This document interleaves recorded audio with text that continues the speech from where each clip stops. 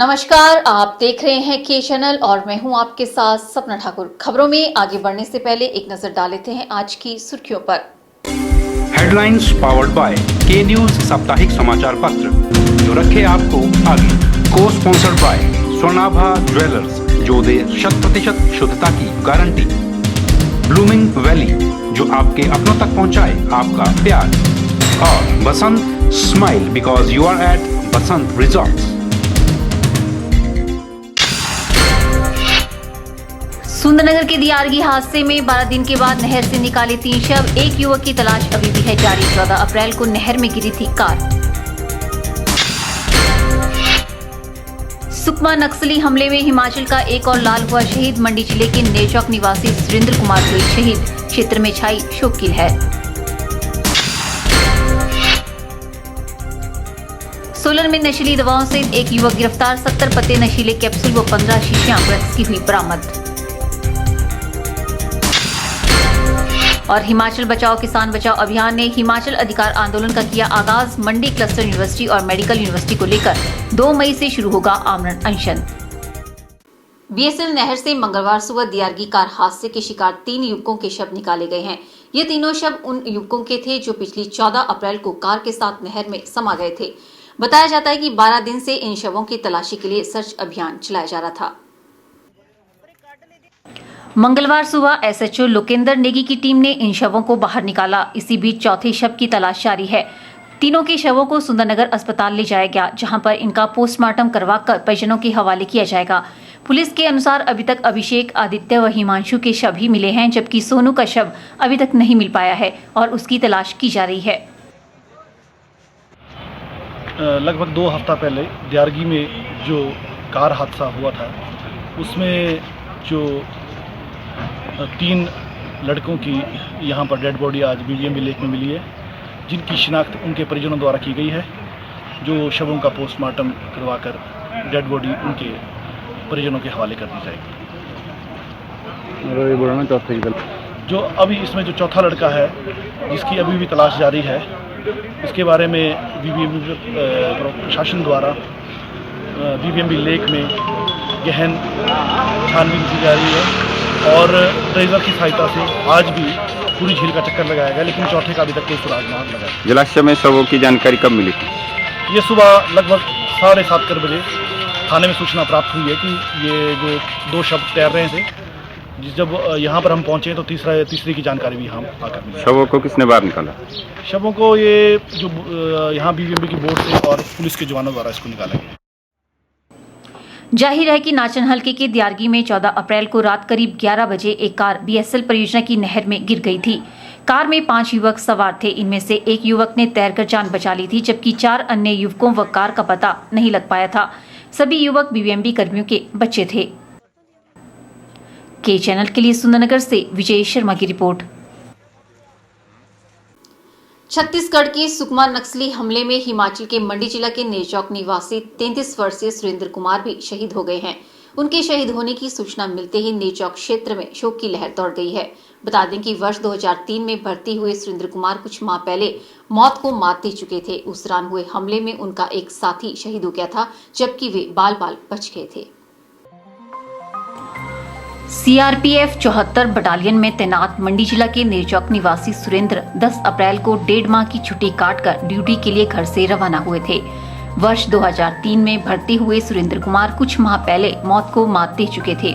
उस दौरान हुए हमले में उनका एक साथी शहीद हो गया था, जबकि वे बाल बाल बच गए थे।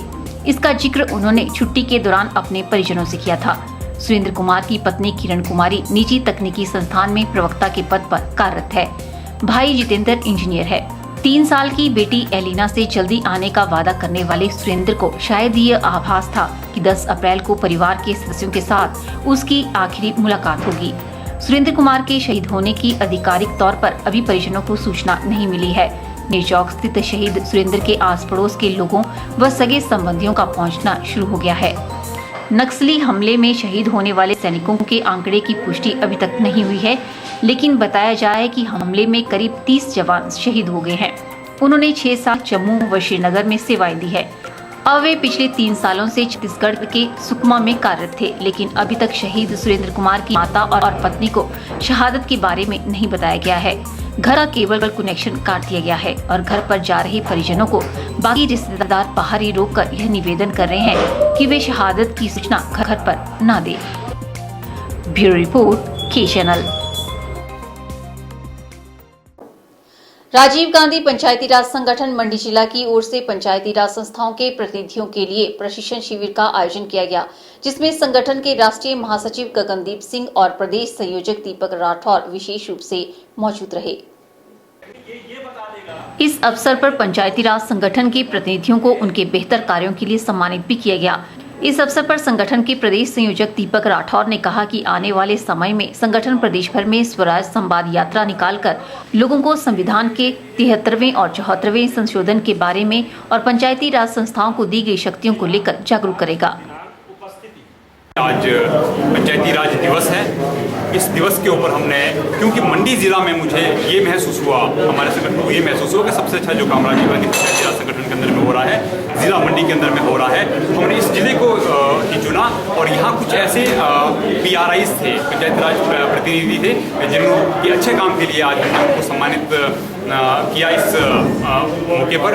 और साथ में ही हमने जो यहाँ की जो newly elected district working committee है, DWC से हम कहते हैं, उनका गठन हुआ था। तो उनको एक ट्रेनिंग के माध्यम से किस तरह से आने वाले समय में हम जो फील्ड में जाकर, लोगों के बीच में जाकर किस तरह से अपनी गतिविधियों को अंजाम देंगे, उस विषय को लेकर एक ट्रेनिंग भी रखी गई और साथ में उनको एक सम्मानित करने का कार्यक्रम भी रखा गया।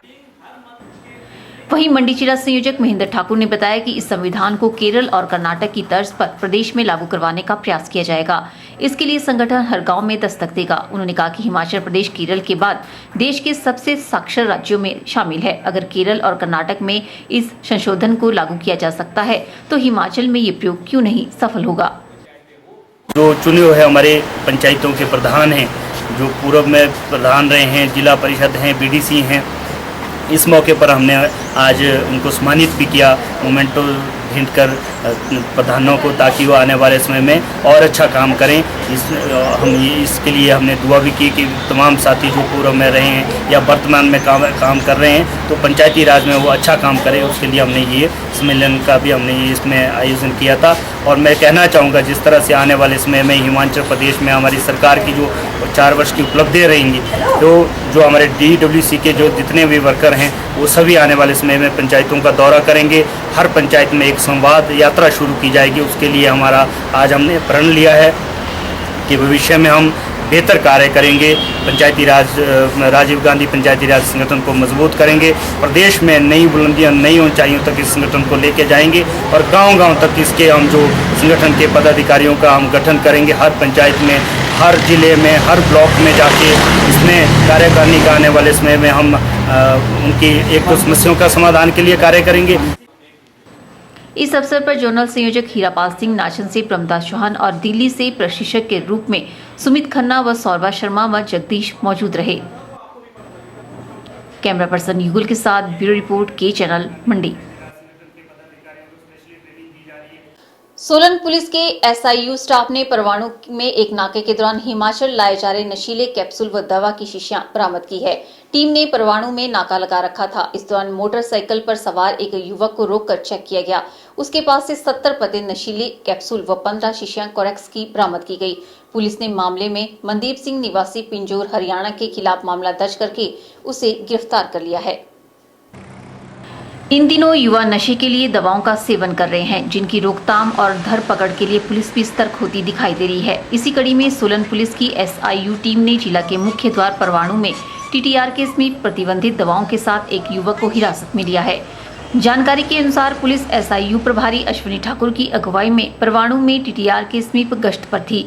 इसी भी शक के आधार पर बाहरी राज्य हरियाणा से सोलन की ओर आ रहे बाइक सवार मनदीप सिंह निवासी किरतपुर, जिला पंचकुला, हरियाणा को यातायात तलाशी के लिए रोका गया, जिससे 70 पते नाइट्रोसन व 15 शीशियां कोरेक्स कफ सिर्फ, जो कि आमतौर पर प्रतिबंधित दवाएं हैं, बरामद की गई। पुलिस द्वारा संबंधित धाराओं में मामला दर्ज कर आगामी कार्रवाई अमल में लाई जा रही है। SIU की टीम ये सोलन डिस्ट्रिक्ट की जो परमाणु में एक नाका लगा के जो गाड़ियों को चेक कर रहे थे, और ट्रैफिक चेकिंग के लिए जो वहाँ डिप्लॉयड थे, उन्हें एक मोटरसाइकिल स्प्लेंडर हरियाणा की तरफ से आती हुई दिखी, तो जिसे शक के आधार पर रोका गया। तो मिस्टर मनदीप सिंह, जो कि हरियाणा के रहने वाले, उनकी मोटरसाइकिल को जब तलाशी की गई तो उसमें से कुछ एक नार्कोटिक सब्सटेंस N10 के कैप्सूल्स 35 पैकेट, जो कि लगभग 700 गोलियां बनती है, वह कोरेक्स की कुछ शीशियां बरामद हुई है, जिसपे NDPS एक्ट की धाराओं के तहत मामला दर्ज कर लिया गया है। वह उसमें फर्दर छानबीन की जा रही है और उसके सोर्स जो ये ड्रग वो लेके आ रहे थे, उसके सोर्स के बारे में वेरीफाई किया जा रहा है। बता दें कि नशे की रोकथाम के लिए पुलिस की SIU टीम द्वारा पुलिस अधीक्षक अंजुम आरा के दिशा निर्देश से विशेष अभियान सोलन में चलाया जा रहा है, जिसके तहत 3 दिनों में ये दूसरा मामला पेश आया है। ब्यूरो रिपोर्ट, के चैनल, सोलन। यहाँ रुकते हैं छोटे से ब्रेक के लिए, जल्द हाजिर होंगे। आप देखते रहिए के channel.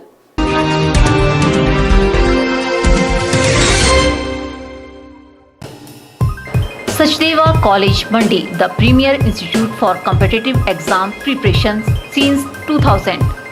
Crash course starts for JEE Main and Advanced, NEET, BSc Horticulture, BSc Agriculture, BSc Nursing, NDA, PET।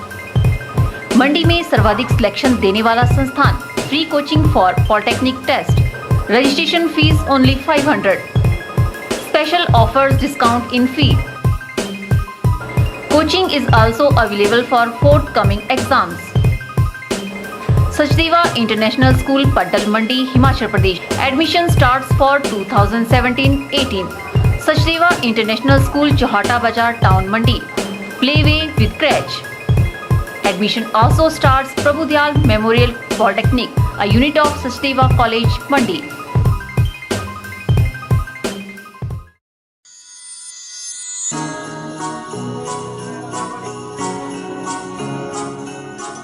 Vrinda jewellers, सोने व चांदी में एक विश्वसनीय स्थान। यहाँ आपको मिलेंगे 23 कैरेट व हॉलमार्क के शुद्ध गहने।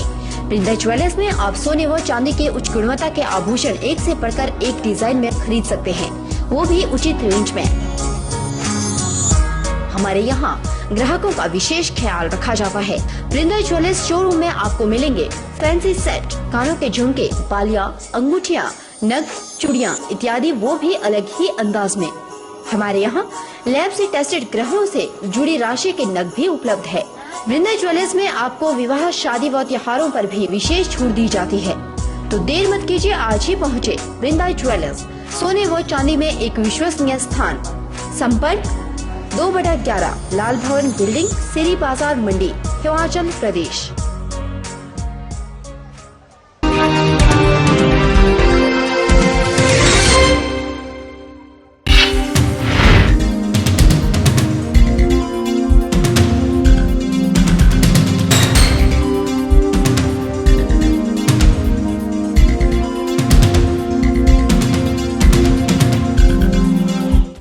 हिमाचल पथ परिवहन निगम 50 नई इलेक्ट्रिक बसें खरीदने की तैयारी में है। इलेक्ट्रिक बसें चलाने वाला हिमाचल देश का पहला राज्य बनने जा रहा है। हाल ही में 26 इलेक्ट्रिकल बसें खरीदने के ऑर्डर दिए गए हैं।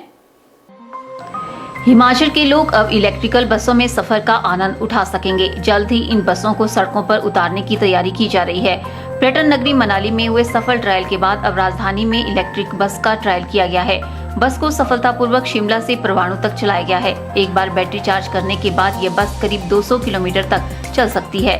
इस बस की बैटरी चार्ज करने के लिए 4 से 5 घंटे का समय लगता है। इन बसों की कीमत करीब 1.5 करोड़ रुपए है, जो कि राज्य में किसी भी बस की कीमत में सबसे ज्यादा है। परिवहन मंत्री जीएस बाली ने कहा कि रोहतांग के लिए जुलाई महीने से इलेक्ट्रिकल बसें चलाई जाएंगी। जानकारी के मुताबिक परिवहन निगम में 50 बड़ी बसें और 75 छोटी बसें खरीदी जानी है। पहले चरण में प्रदेश में 25 इलेक्ट्रिकल बसें खरीदी जा रही हैं। 26 सीटर इन बसों के चलने से जहां पर इस पर खर्च होने वाले ईंधन की बचत होगी, वहीं पर पर्यावरण संरक्षण के लिए बसें वरदान साबित होंगी। इलेक्ट्रिक बसों को चलाने वाला हिमाचल उत्तर भारत में पहला राज्य होगा। इन बसों को पर्यावरण की दृष्टि से सुरक्षित घोषित किया गया है। पर्यटकों को मनाली से रोहतांग के बीच इसी साल के पर्यटन सीजन में इलेक्ट्रिक बसें शुरू करने की उम्मीद थी। इसका ट्रायल भी सफल रहा। अब जुलाई में इलेक्ट्रिकल बसों की आवाजाही शुरू होगी। ऐसे में पर्यटन सीजन ढलान पर होगा। इसके चलते कुछ एक सैलानियों को ही इस सुविधा का लाभ मिल पाएगा। ब्यूरो रिपोर्ट, के चैनल। हिमाचल बचाओ किसान बचाओ अभियान संयोजक दिशा शर्मा ने हिमाचल अधिकार आंदोलन का आगाज करते हुए मंडी क्लस्टर यूनिवर्सिटी और मेडिकल यूनिवर्सिटी को लेकर 2 मई से आमरण अनशन करने का निर्णय लिया है और इसी विषय को लेकर हिमाचल बचाओ किसान बचाओ अभियान की बैठक का आयोजन भी किया गया। हिमाचल बचाओ किसान बचाओ अभियान के संयोजक देशराज शर्मा ने कहा कि मंडी क्लस्टर यूनिवर्सिटी और मेडिकल यूनिवर्सिटी को लेकर 2 मई से आमरण अनशन किया जाएगा।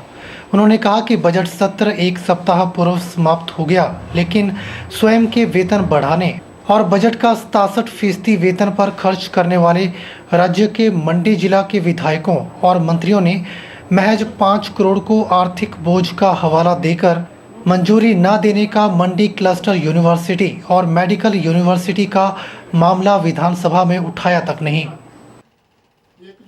जिस तरह से मंडी क्लस्टर यूनिवर्सिटी और नेरचौक मेडिकल यूनिवर्सिटी को लेकर के सरकार ने आर्थिक बोझ बता करके मंजूरी ना देने का जो काम किया है, उसको लेकर आज हम लोग यहाँ किसान बचाओ अभियान की महत्वपूर्ण बैठक में ये निर्णय लिया गया है कि 2 मई से हम मंडी के ऐतिहासिक शेरी चांदनी में आमरण अनशन करेंगे जब तक कि सरकार इस क्लस्टर यूनिवर्सिटी मेडिकल यूनिवर्सिटी के लिए मंजूरी ना दे देती और योजना जारी नहीं कर देती है। हमारा कहना है कि सरकार आज प्राइवेट स्कूलों और यूनिवर्सिटियों को बढ़ावा देने के लिए 800 से ज़्यादा स्कूल बंद करके शराब के ठेके खोलने का काम कर रही है, जिसके हम खिलाफ हैं और शिक्षा के साथ ये जो खिलवाड़ है इसको बिल्कुल बर्दाश्त नहीं किया जाएगा। और अभी जो बजट सत्र था उसमें मंडी के विधायकों और मंत्रियों ने ये क्लस्टर यूनिवर्सिटी और मंडी मेडिकल यूनिवर्सिटी का जो मसला था वो बिल्कुल नहीं उठाया, जबकि आर्थिक बोझ की अगर बात करें तो विधायकों और मंत्रियों ने बेतहाशा अपने वेतन भत्ते और पेंशनें बढ़ा ली और उसके अलावा 67% जो बजट का है वो सरकार में वेतन पर खर्चा हो जाता है, वेतन भत्ते पर खर्चा हो जाता है, तो कहाँ आर्थिक बोझ की बात आती है। तो इसको लेकर के जो हिमाचल प्रदेश भर के छात्रों और अभिभावकों के लिए जो मंडी कॉलेज में, सुंदरनगर, बादशाह और द्रंग कॉलेज में जो ये जो कैंपस खुलने थे यूनिवर्सिटी के, अंतर्राष्ट्रीय स्तर पर मंडी की पहुंच होनी थी और यहाँ के छात्रों को इसका फ़ायदा मिलना था, उसको लेकर के 2 मई से जो हमारा आमरण अनशन मंडी में शुरू होने जा रहा है उसमें हम छात्रों का, अभिभावकों का, मंडी जिला के लोगों का और पूरे हिमाचल प्रदेश के लोगों का आह्वान करते हैं कि वो इस मुहिम को सफल बनाएं। ब्यूरो रिपोर्ट के चैनल। फिलहाल वक्त हो चला है एक और ब्रेक का, मिलते हैं ब्रेक के बाद।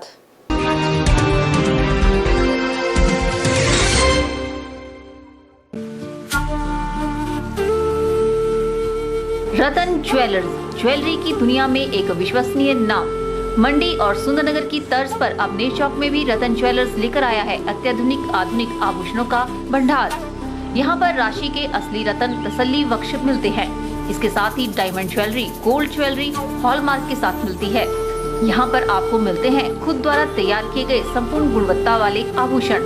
रतन ज्वेलर्स द्वारा पूरी विश्वसनीयता के साथ बनाए जाते हैं स्थानीय व हिमाचली आभूषण। साथ ही यहाँ ब्रांडेड ज्वेलरी भी उपलब्ध है। आभूषणों से संबंधी अधिक जानकारी और बेहतर खरीदारी के लिए आज ही संपर्क करें। रतन ज्वेलर्स, नियर सब्जी मंडी, नेरचौक।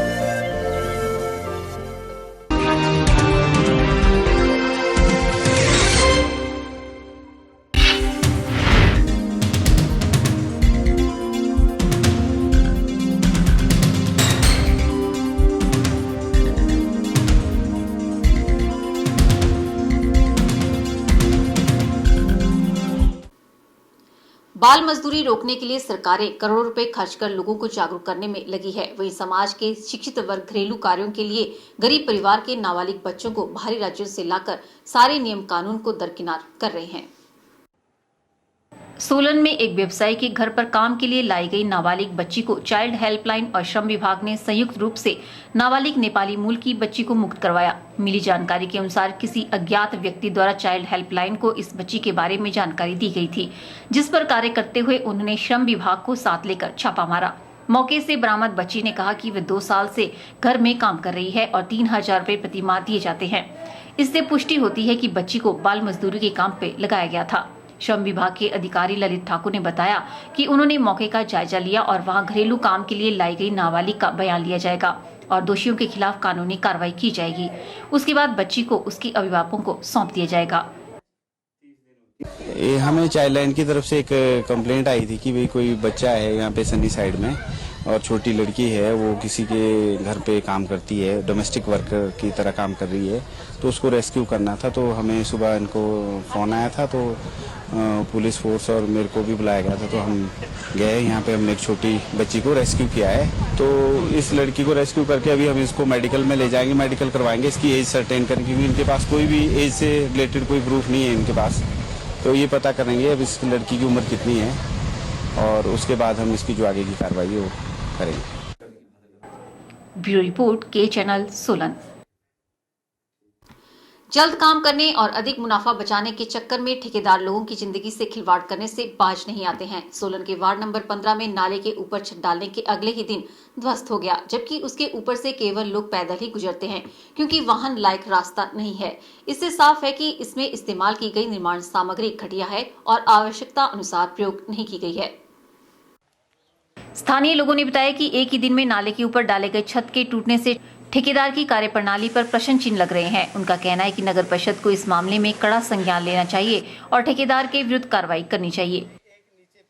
नहीं, बस कमियां यही है कि ये थोड़ा सा बैठ गया इधर से, मैं ये समझता हूँ। और ये कमियां यही है कि पूरा जैसा हो जाना चाहिए। नाला भी जो है, नाली की जो बाउंड्री है वो भी तकरीबन पूरी कवर नहीं हुई, लेकिन एसडीओ साहब ने एश्योरेंस दी है कि ये जो है जल्द ही कवर करेंगे। हाँ, ये सरिये निकले हुए जी साइड में ना, बच्चे बुच्चे रात को गिर सकते हैं, बुजुर्ग गिर सकते हैं, और ठेकेदार की जो है प्रॉपर चेकिंग हो।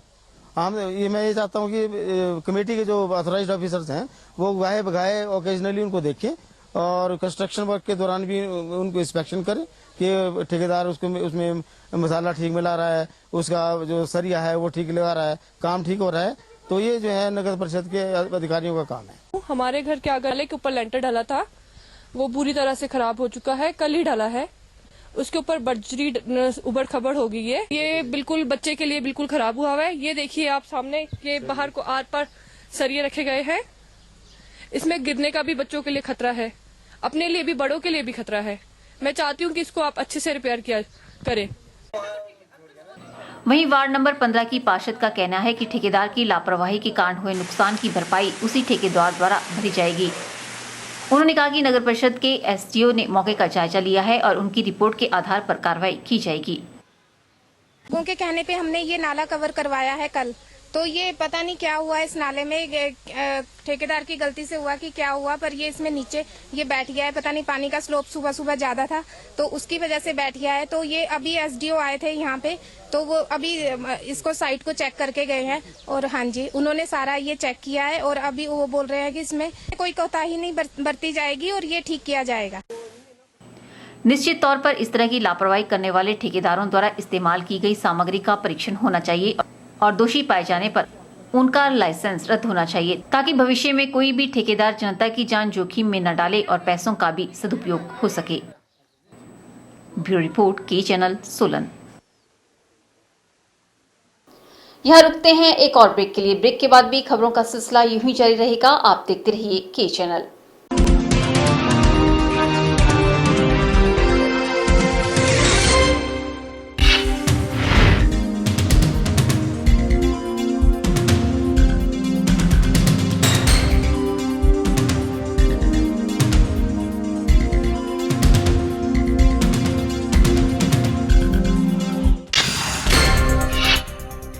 सुंदरनगर के दियारगी हादसे में 12 दिन के बाद नहर से निकाले 3 शव। एक युवक की तलाश अभी भी है जारी। 14 अप्रैल को नहर में गिरी थी कार।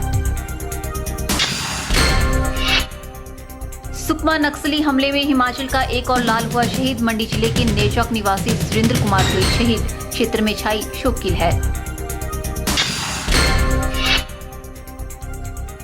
सोलन में नशीली दवाओं से एक युवक गिरफ्तार। 70 पत्ते नशीले कैप्सूल व 15 शीशियां ड्रग्स की हुई बरामद। और हिमाचल बचाओ किसान बचाओ अभियान ने हिमाचल अधिकार आंदोलन का किया आगाज। मंडी क्लस्टर यूनिवर्सिटी और मेडिकल यूनिवर्सिटी को लेकर 2 मई से शुरू होगा आमरण अनशन।